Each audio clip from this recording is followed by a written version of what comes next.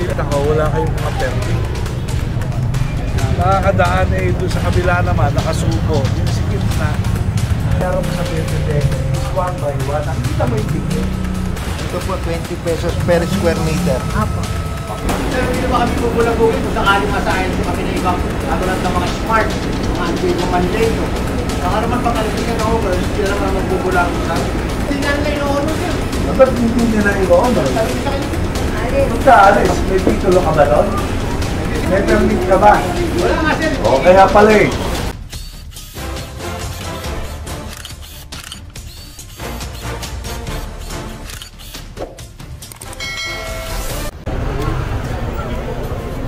Magandang gabi sa atin lahat.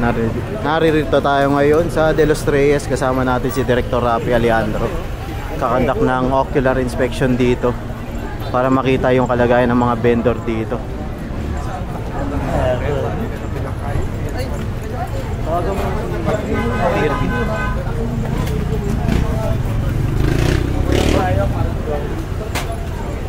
Hindi ba nakita mo mahaba yung mga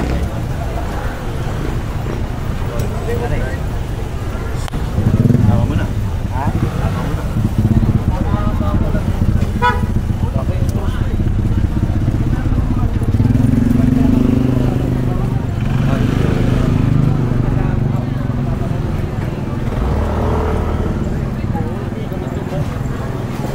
May kasama rin natin si Chief of Operation, Boss Joey Mariza. Ayan si Sir. Boss, si ano?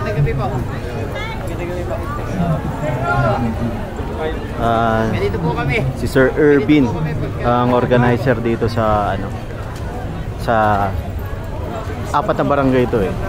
468 yata siya.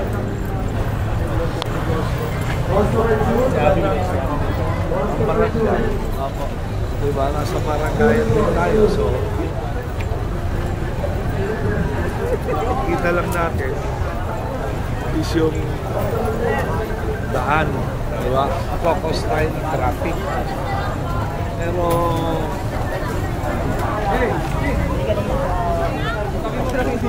parang hindi mo pinakinggan yan ah. Hindi.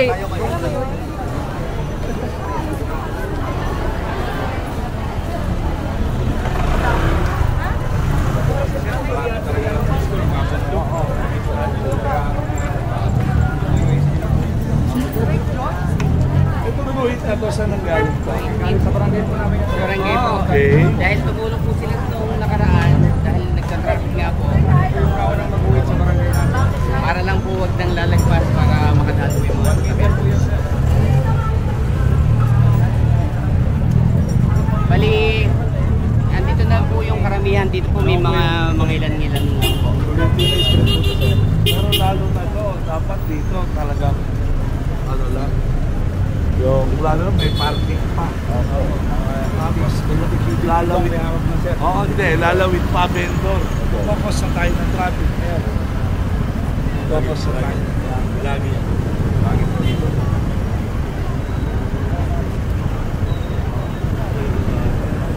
So, nasaan yung mga stall owner? Sir, mamaya na lang po tawagin. Nandiyan lang po sila ngayon.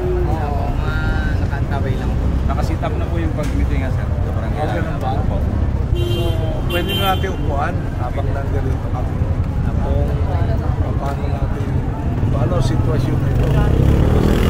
Mga concern lang natin dito is yung, yung traffic. Traffic po. Diba? Ganit mo na po sir, araw-araw po. O katulad yan, pag may papasok na. Sa two-way ba to? Two-way po.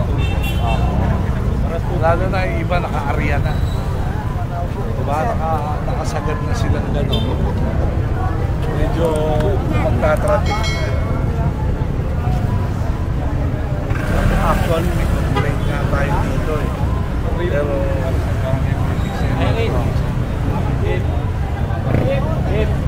so dapat yung concern sa kabila, concern dito. Diba? So yung kailangan flowing, continuous flowing. Hanggang ano oras ang nyo rito? Hanggang 11 po. Kami po may time po kami, 4 to 11 po yung barangay namin. Nagbigay po ng barangay namin ng ano. Mula nag-umpisa po. Alas 4 po. Okay naman yung okay naman yung negosyo, diba? Kaso, yung, siyempre, hindi lang yung pagtitinda. Diba? Katulad yan, may mga dadaan. Kaya gusto ko rin na dito sa barangay. Siyempre, meron tayong traffic. Diba may nagtatraffic? Diba?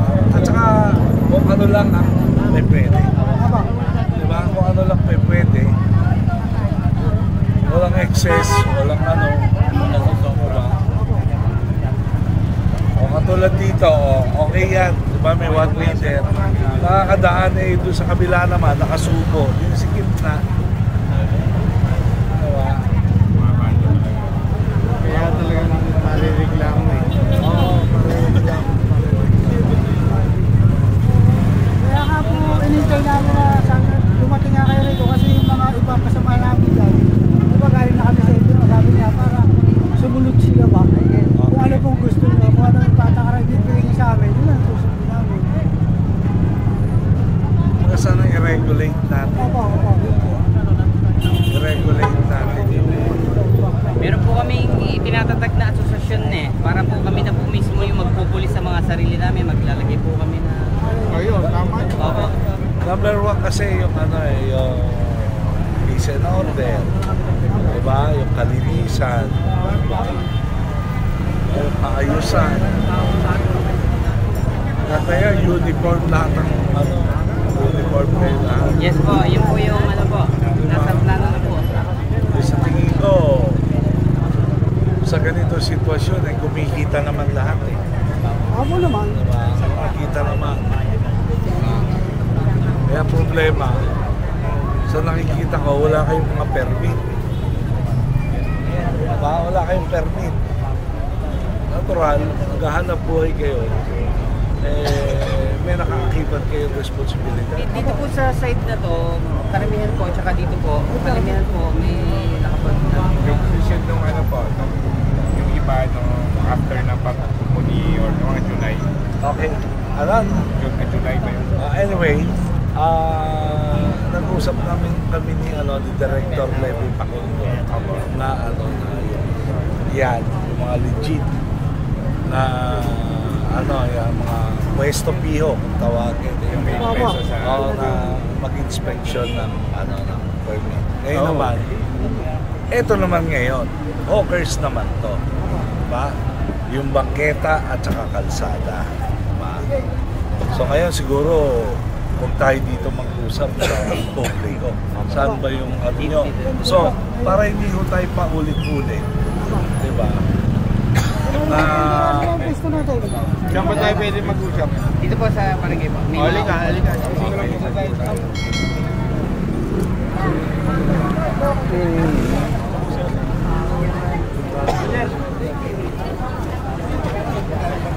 And so pupunta tayo dun sa barangay. Pinahiram kasi ng barangay yung place nila para makapag-usap sila Director Rapi at yung mga vendor dito. Kasi kung titignan natin, talagang dagsayan ng tao to at dinadaluyan rin ng mga motorista.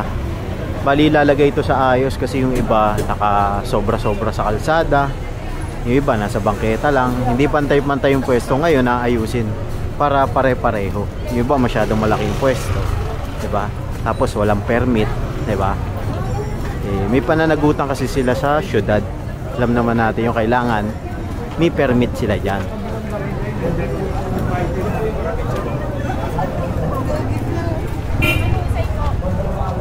6-7 po sa namin sir eh. Walang problema. Rapi Aliando po, siya po ang magpapaliwanag po sa inyo kung ano po ang dapat at hindi dapat.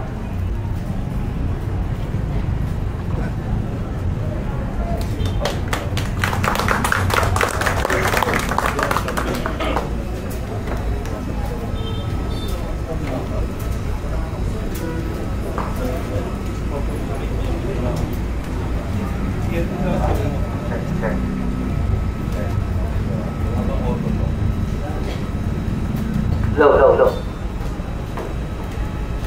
Bakit sa'yo, malakas sa akin. Mas malakas sa akin mo.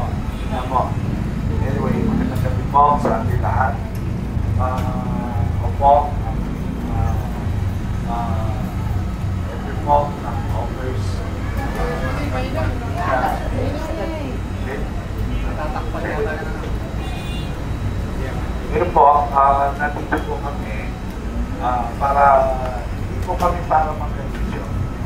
Nandito po kami para i-regulate po ang bawat maninita dito sa barangay na ito.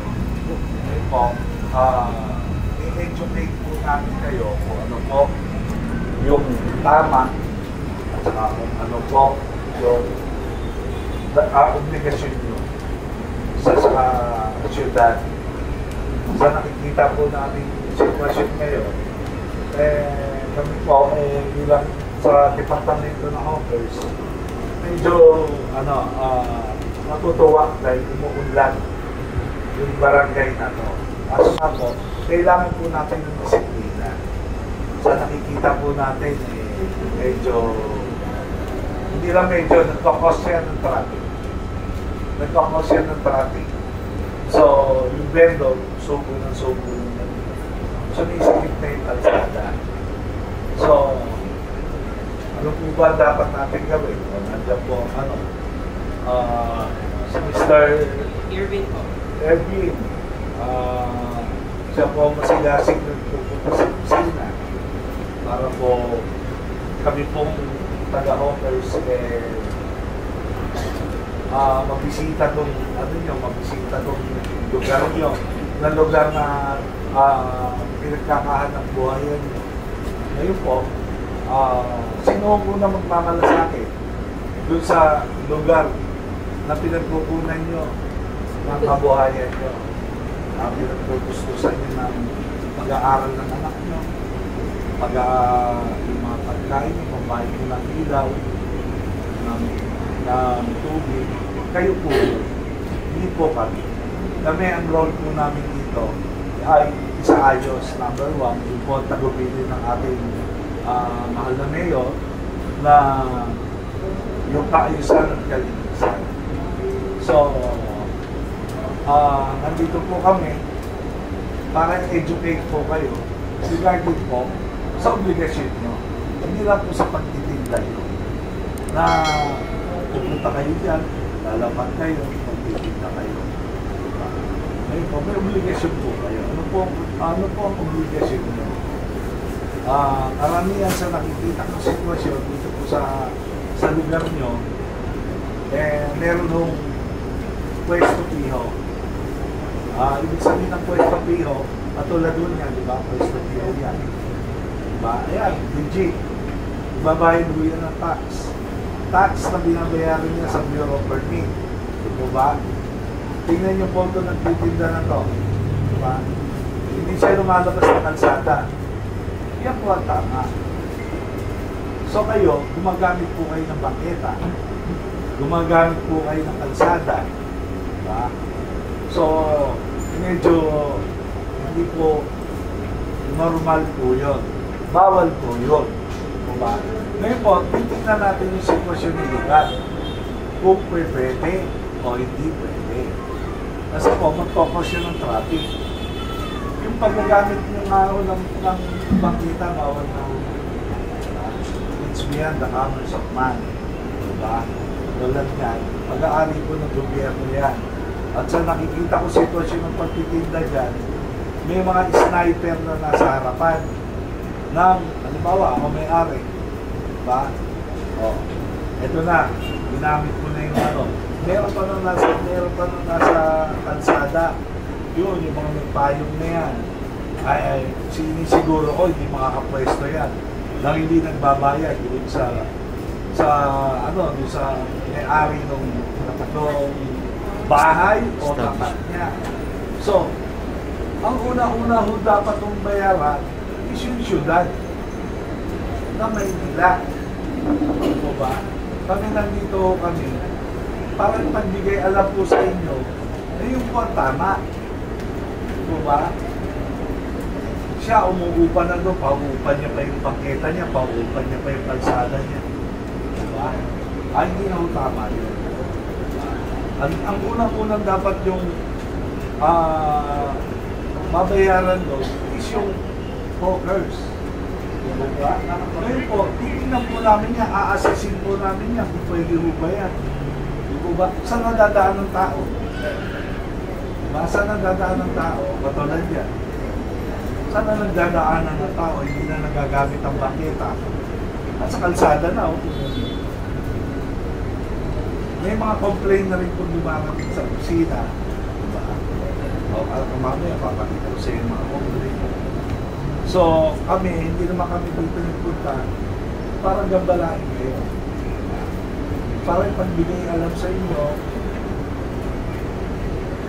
ang pag-aaralan po ng mga team natin sa Hawkers na pamumuno ng aking chief operation, si Mr. Johnny Arisa, si Abrito, si Sir Sammy.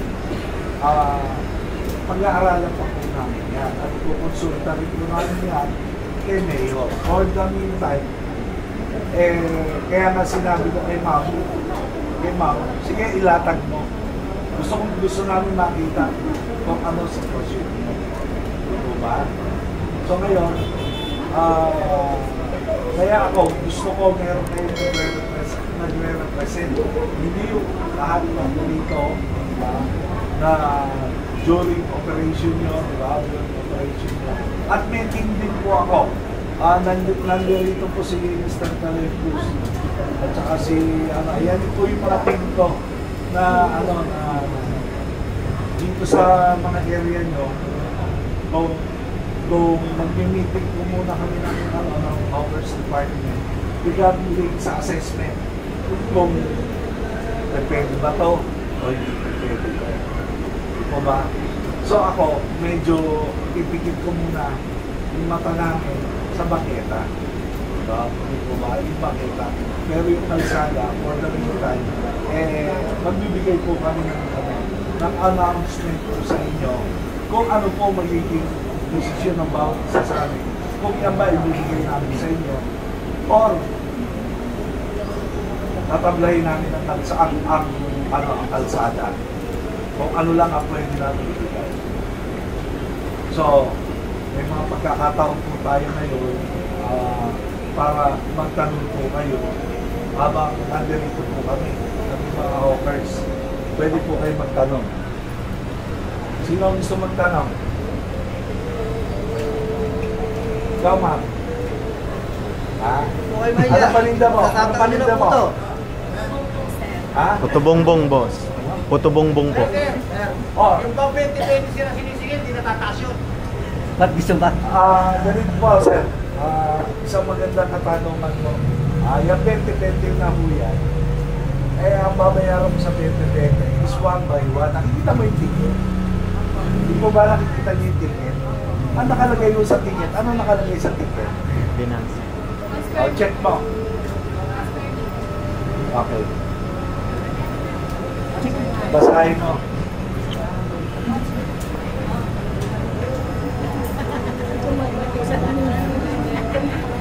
Ituro mo nga, Sir Joey. Sige. Ito po, 20 pesos per square meter. Okay. Check. Okay, tama si ate. Medyo may knowledge siya about yung tamang pagbabayad sa siyudad ng Maynila. Okay. Ikaw, ano paninda mo? Empanada. Empanada, ano ka? Sniper? Sniper din po. Sniper. O, sino yung may legit dito? Yung may gumagamit ng bangketa. Okay. Magkano binabayaran mo? 20. So yun, pagkita namin may permit po yun. Bangketa, may permit ka? Anong permit mo sa bangketa? Anong klase permit? Dalawa ba? Yung regulatory. 20. Regulatory and Yung binigay niyo ba dito? concession and Regulatory. anong po nakasaan doon sa regulatory mo? At saka, ate, mas kinalo, kabisado mo na yan. Mamaya, reviewin mo na lang. Punta ka pa ron. Mamaya, mapainom ka pa sa kanto, no? Galing lang siya, nakakatuloy na paliwanag na rin po sa Okay. So, ang nakasaan po doon is 1 by 1. 1 by 1. So, napaliwanag ka naman sa iyo. Okay. Kasi kami dalawa palagi At kami, Alintisay. Ang doon si Alintisay. ikaw, lagi ko kasama mo sa... Oo, sa Alintisay. Okay. Sir, hindi na ba kami bubulabugin kung sakaling masayang siya kami na ibang Manleño. Baka naman pag-alis sa overs, sila naman magbubulang sa Okay. Pag kayo po, meron kayong permit, diba? May permit ka. Diba?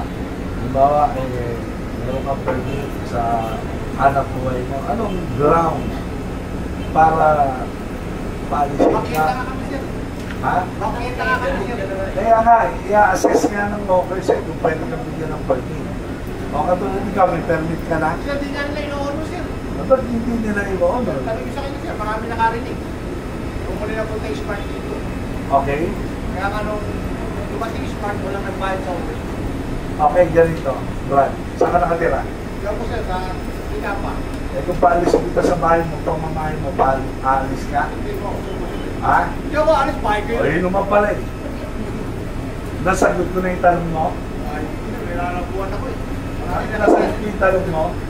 Alis. Kung ka alis, may titulo ka ba doon? Hindi sir, O di ba may pinangawang ng bubulit na yung gamit namin sir. O di pa kuha mo?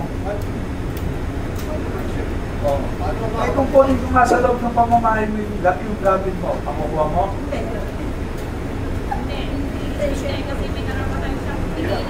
Kaya tinatanong lang kita. Siyempre paglalaban mo, may pinangawa kang kayo. Diba? May permit ka ba? Sandali. Brad, may permit ka ba? Wala nga sir. O kaya pala eh. Wala ka pala permit eh. Kaya huling ka talaga. Sir, sana po yung kaya po nagkakaroon tayo ng ganyang crowd sa kahabaan niya. Karamihan po dyan, sniper tsaka dayo.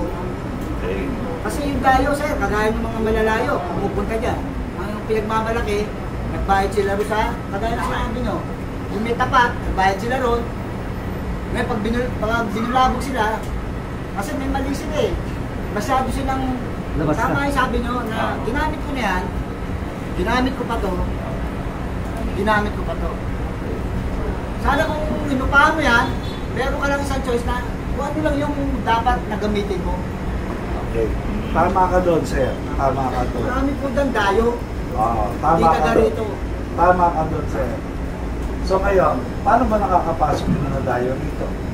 Kagaya nga po nun, umuupa sila ro sa may bahay. Okay.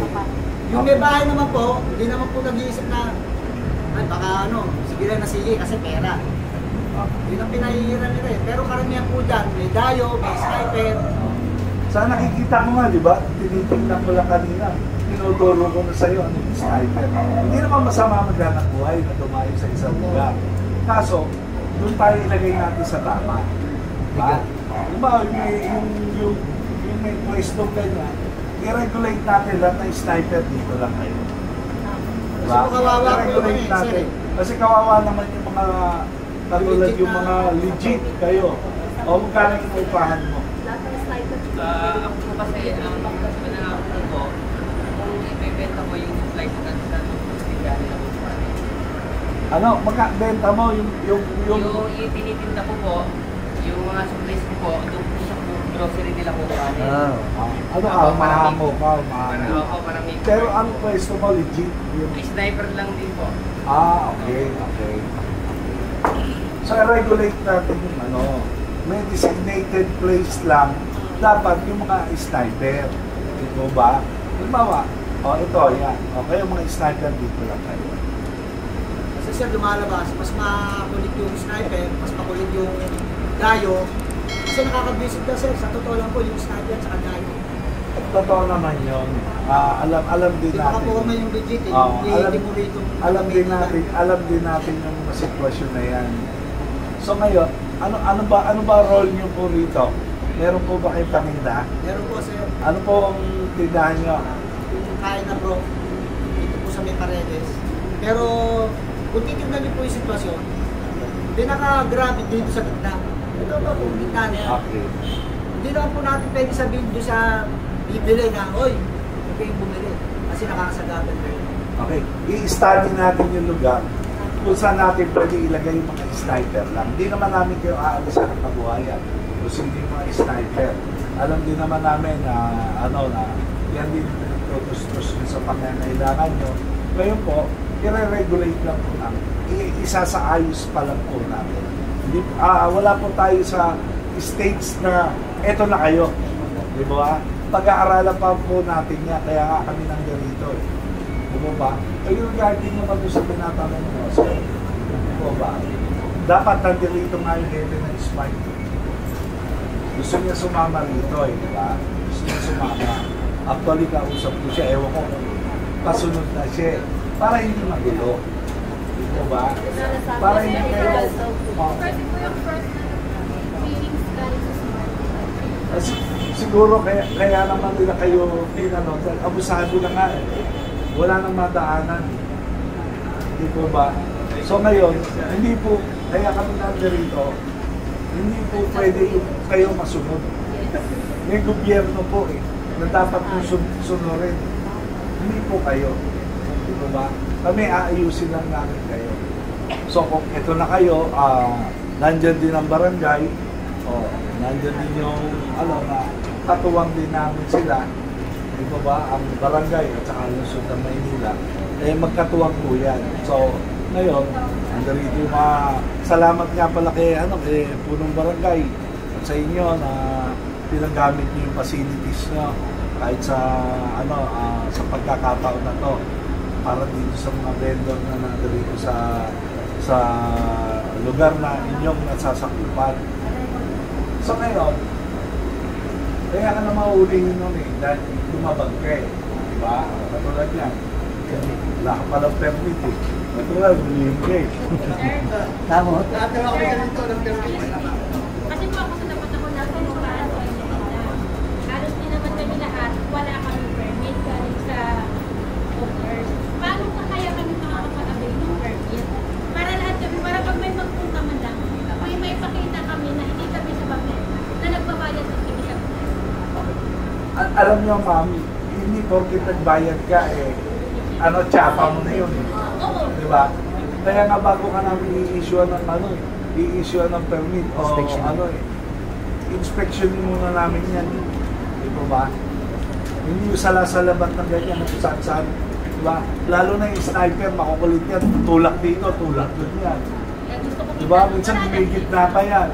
Diba? So, Para kadami nila, di ba? Maganda yun, magtatanong ka, nandito sila. ngayon nandito sila, sila Mr. Cruz. Yan ang nag-a-assess at nag-aaralan namin yung lugar. So for the meantime, kinol lang namin ang attention nyo, diba?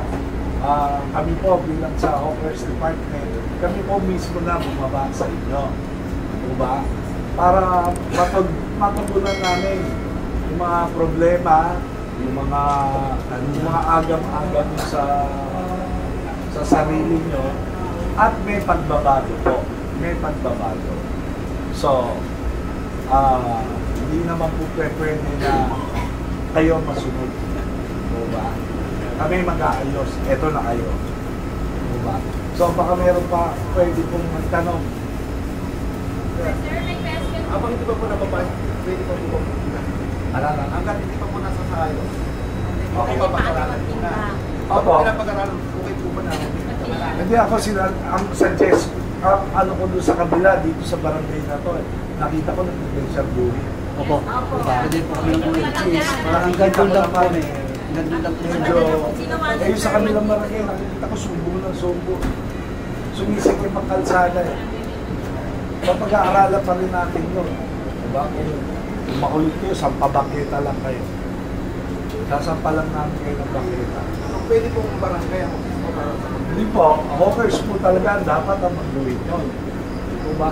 So nakita lang, kasi past administration, buti nga may malasakit itong mga barangay. Nawisan na talaga yun. Diba? Na sila na nagpusa na ginawitan. Kaya kanina nung nag-o-ocular ako, tinatanong ko, sino yung do it na ito? Sinabi nila, barangay. Okay. At least nakikita ko naman yung mga tao, hindi sila lumalampas. Pero doon sa kabila, nakita mo, nakasubo sila doon. Sumikip na yung kalsada. Diba? So, ngayon po, hihingi ako ng kinatawan sa inyo, diba? Kung sino po yung mga kinatawan sa inyo na may malasakit din sa kapwa nyo nalilinda, na sila na lang po ang kakausapin namin para hindi na kayo pag-ganito-ganito na ganito, diba? So, pero pag gusto niya rin sumama, pwede kayo sumama. So, sino bang ano nyo, inire-represent nyo?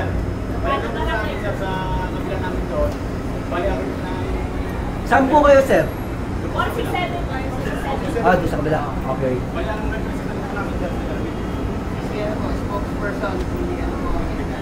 Okay lang. Para rin sa mga maninila. O sa kabila naman. Sa amin naman po, sa 468 po. Okay. Pwede na lang po. Chairman, tanong lang po, kasi pag may representative, kasi di ba covering ng iba-ibang barangay. Okay. Paano po ba ang magiging suggestion nyo dito? Bawat barangay may kanya-kanyang leader. Kasi pagka isa lang po, ang hirap po yan i-manage. Pakinggan muna po natin kasi sila. Kasi gusto natin makipagtulungan, yung permit po na binibigay sa atin binabayaran, tandaan po natin sa privilege sa atin. Na anytime pwedeng bawiin sa atin, at mamaya hindi na tayo iaalaw magtinda. Kung hindi tayo mag-cooperate sa lahat tayo rito, tayo rin po ang mawawala.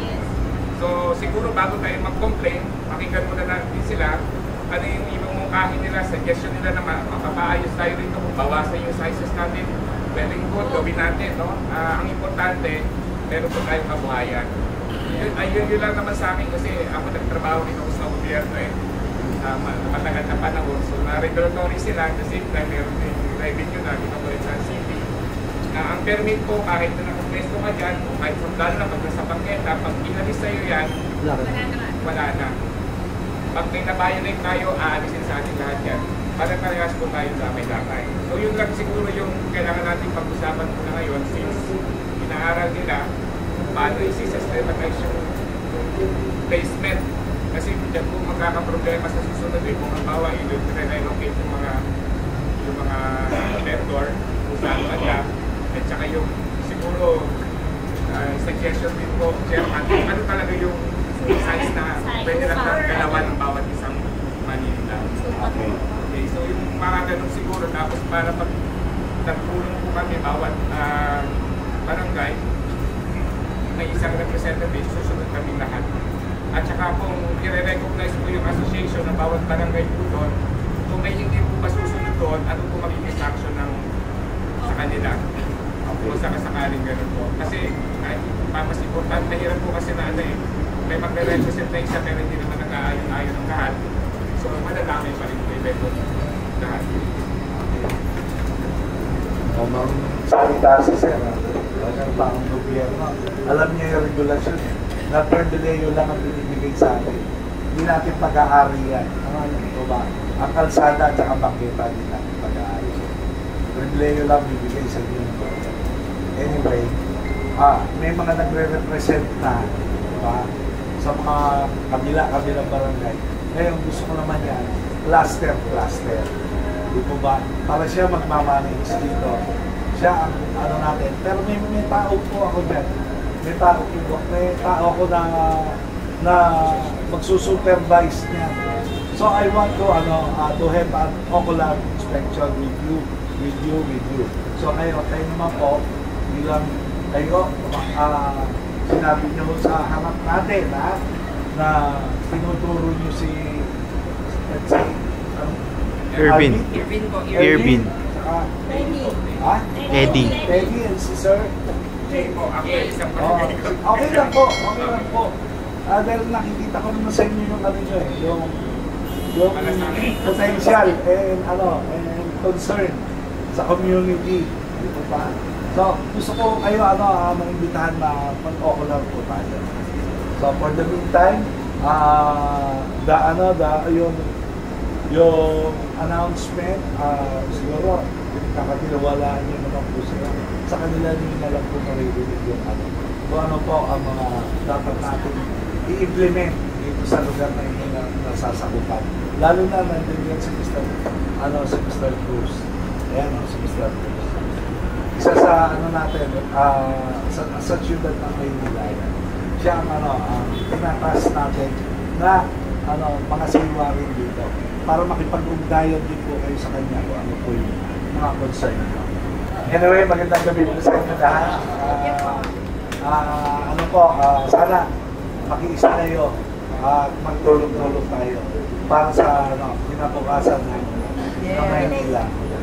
Maraming salamat po.